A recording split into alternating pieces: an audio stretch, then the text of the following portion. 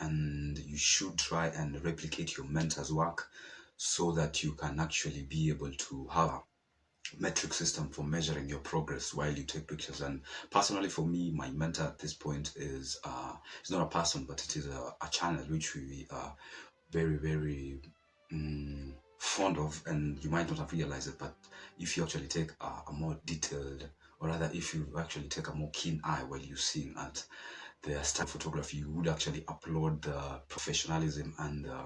the great extent to which they go to take their pictures. And my mentor is the National Geographic channel. I do follow them on Instagram, and I actually do watch a lot of documentaries, and I'm sure you do too. And you can actually see how well they actually take their pictures and they actually take their videos to the extent. So actually do take a lot of time to actually replicate their work, though not to the extent of actually shooting a lion, because I'm not in that convenience. But I do actually take photos from nature, and I do take, if you've actually gone through my socials, you would actually see that I do try a lot to actually replicate a lot of photos or take a lot of nature photos, and this include flowers or fruits or trees or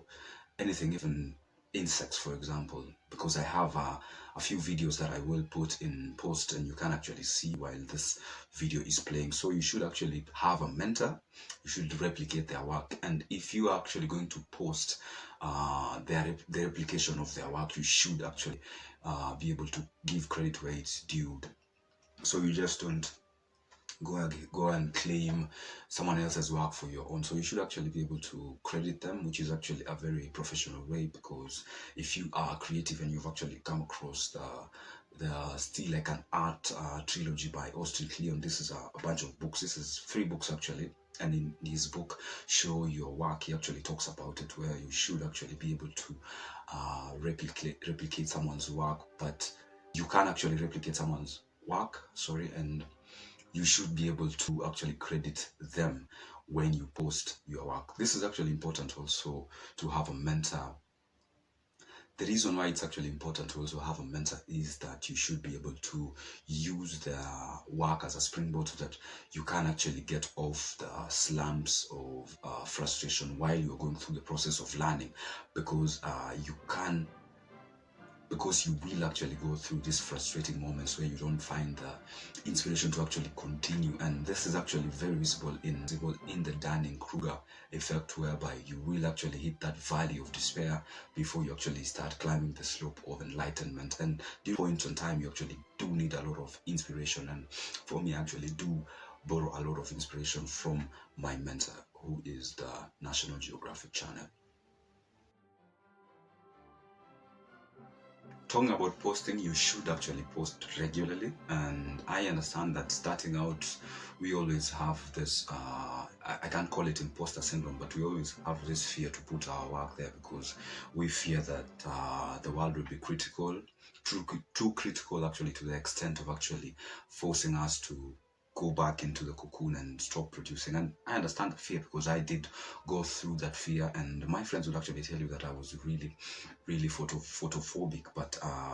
I realized that once you fight this fear and start posting regularly, there's this impetus that actually starts growing inside you, and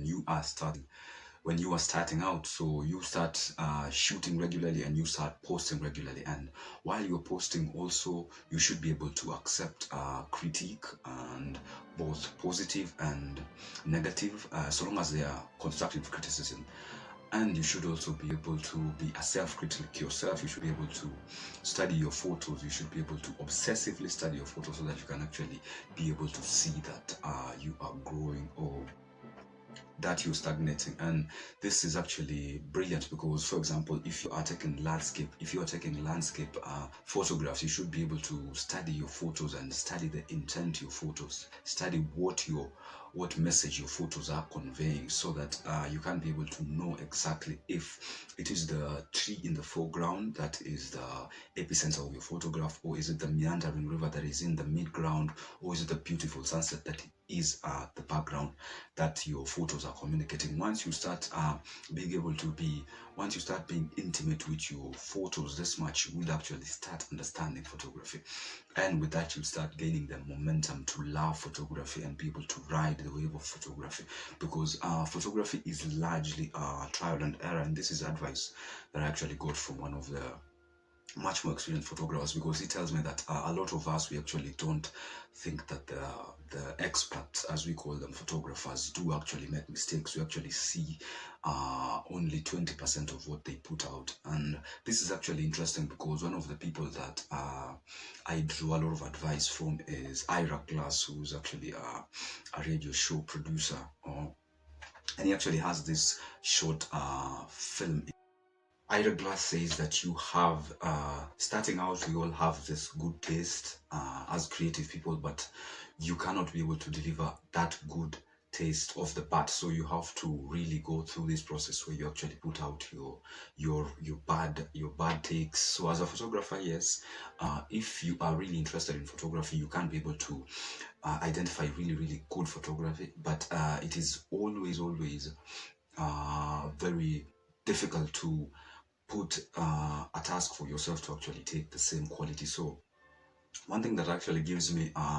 this enthusiasm is the fact that I know that I really can identify a good or a well taken photograph, and I think everybody who has a set of eyes can do that primarily. So you don't have to be really hard on yourself, but just put in the work, and with time you will actually be able to start moving and actually developing a better product at the end of the process.